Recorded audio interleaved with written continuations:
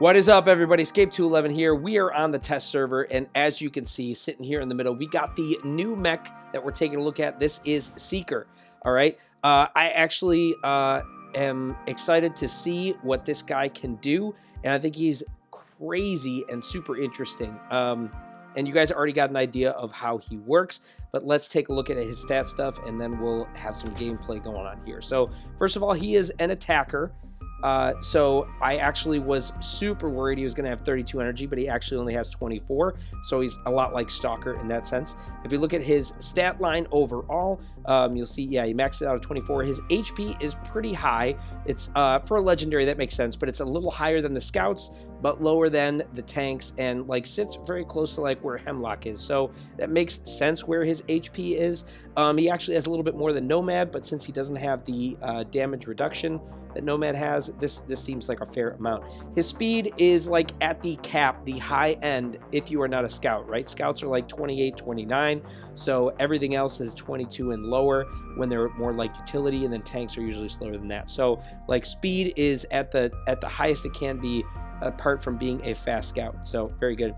His ability cooldown is 8 seconds, and then the duration is 7, and you can use different implants, I would think, to adjust both of these as well. I didn't really focus on that too much. He does also get a personal shield when he uses his ability. This shield, though, is not that big. There is an implant to make it bigger, and I think it goes up to about 50k, but that is such a small amount. I believe the idea is just like for dealing with like an initial either like shotgun blast or EM or railgun shot to give him at least a little bit of survivability from an immediate death.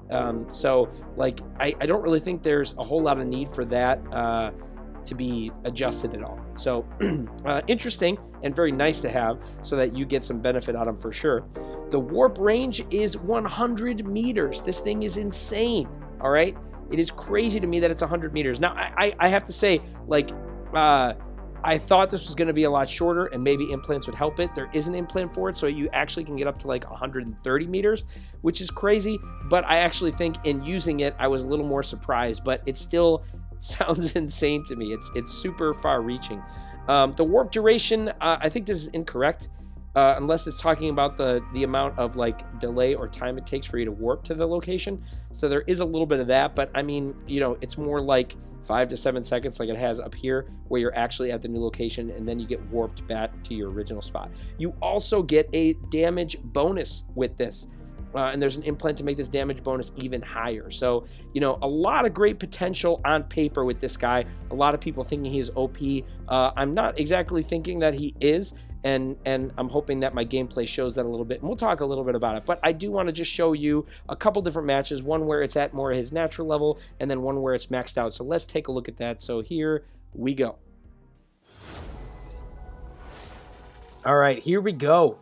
Using Seeker. All right, this one I'm going to try to keep him at his natural 5-star rating, and I will put my build up, but I'm just using Ember Guns on him. I found these the most effective. I tried repeaters, but I wasn't too happy with the performance. And then I'm using the range and the damage, like the ability boost damage implant that raises that. This has been what I enjoy. Some people, I think, like the cooldown implant, which makes sense. But as you can see with this ability, you will target the person. You have to have a target. And then when you, like that, man, I didn't quite get him. Okay, you will pop up behind them. And then, yeah, after your time is up, you will go back to your original location. When I first started playing, I was kind of going crazy with this ability. And then I realized I got to focus on single targets and ones where, like, when I go back, I'm in cover or something like that. Like this, where I can get a guy on the outside, and then I'll go back to a safer location. You got to do stuff like that. Otherwise, you're going to be in trouble and in hot water very fast. This guy doesn't have defenses aside from that really slim personal shield. So, yeah, usually for isolated targets, very specific use or situational use, in my opinion, but still very effective. Oh, no. Oh, I didn't see that was a bad one. Oh, gosh. Oh, gosh. Okay. Oh, I thought I was going to die there. I was like, well, there goes that footage. All right. Yeah, see, I don't want to use my ability and peek in the middle of these guys. Not only do I not need it, but like that's how you get yourself killed. So we'll just get around these guys. Maybe I'll pop down. Oh, that was perfect timing because he put his shield out.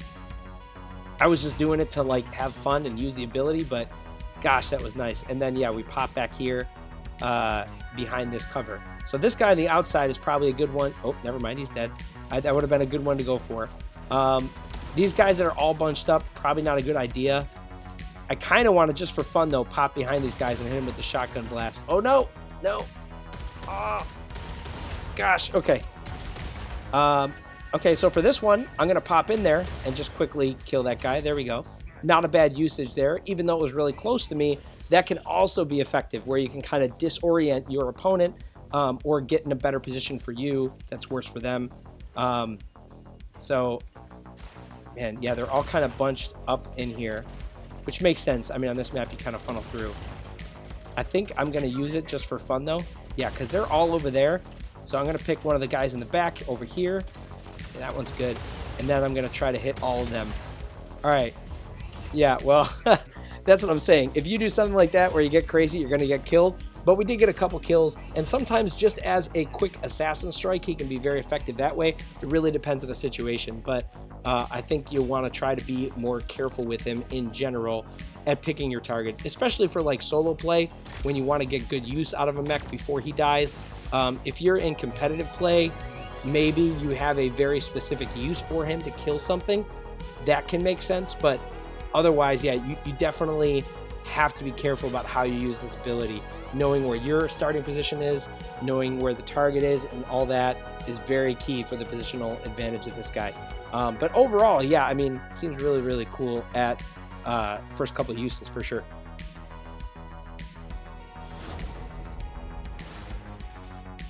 All right, now we're going to go with Seeker at max. And I again stuck with Ember Guns. I've been happy with these so far. And I'm using the same implants, just maxed out. So when you max this guy out with that extra damage boost, I think the extra damage gets up to 60%.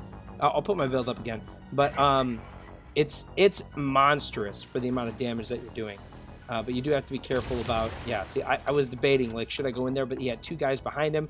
They both would have shot me in the back, probably would have died very quickly. So, yeah, you got to be careful of those things. But the range on this is pretty crazy. I think I'm going to, yeah, I think I'm going to go for this guy.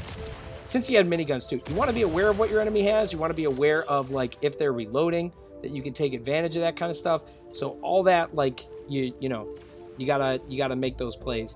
I mean, I could also say that ooh, that could have been bad if he got me on that, but with the turnaround, I think we're good. Railguns, I think, would actually be really good on this, because railguns are great for close, but also allow you the flexibility to stay at range. All right, this guy, I don't know if I would kill him in one shot, so I'm gonna see if I can get one quick burst shot on him. There we go. All right. Now let's get behind him. There we go. Yeah, I was pretty sure he had all range stuff, so I didn't want to like get return fire. So that made sense to do it that way. All right, let's go over here. Okay, we do have one guy. That's fine though. It's just an eclipse. No. Okay, the redox. No. Okay, I think we can get him though. We're in a favorable position. I mean, the Ember Guns are already doing solid damage. Part of the reason I took Ember Guns is because I think, you know, you want to kill your target as fast as possible, and this is going to allow you to do it quite well. But I do think that other things like Repeater can work pretty well, and of course Railguns. Oh, we can go back and get this guy. There we go. Somebody else got him, but I mean, it was good. That's another thing I like. If you're playing like a role as a roamer, where you're floating on both sides of the map, like when you're playing with teammates, or you need to shuffle back to kill something that's doing that, trying to get the home base. This guy's really good for that, because you can just do it real quick and then come back and fight. We're just going to get behind this guy. Nice. See the one guy there? Oh, we ran into that fence. Didn't mean to. Yeah, it was just a lot of great situational advantage with this guy. I don't necessarily think he's going to be like the end all for people. But I think with the benefits that he can bring, oh yeah, there we go. He can be very, very effective at killing targets. Just crazy. Depending on the build you have, it can be super useful. Oh, I thought he was over on this side. It can be a little disorienting, trying to get used to it. Thankfully, the game puts you right at someone's back, so you don't really have to think about it. But when you go back to your own position, yeah, you got to kind of reassess where you are sometimes, depending on, you know, how your original location has changed in terms of like enemies, friendlies there, and that kind of stuff. But yeah, overall, I've been really enjoying how this guy performs.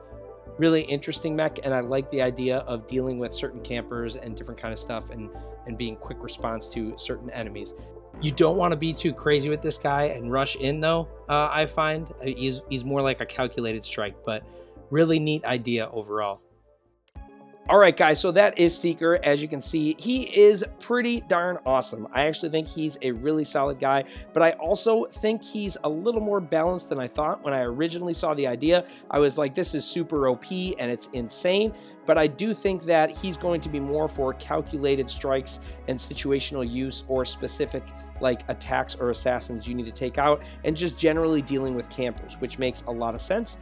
So I actually think he has good utility. I also think he is not necessarily required. I think we have enough mechs right now where there are others that you could have instead of having him if you were doing top end, but I also see where he will be very effective in some of those key matches. Like if you had an Aegis push where you wanted to get in and kill an Aegis fast, or there was a Guardian there, or you need to take out an Eclipse with EM rifles in the back, like this guy is going to be very effective for that. But you also can't just push into anything, because you will just get destroyed, even against AI. So you have to be very careful, I think, in how you make those attacks. But that's my overall thought on this guy. I think he's very strong. I think he's meta worthy. He's definitely like considerable top end, but he doesn't necessarily have to be in your top 5 hanger overall.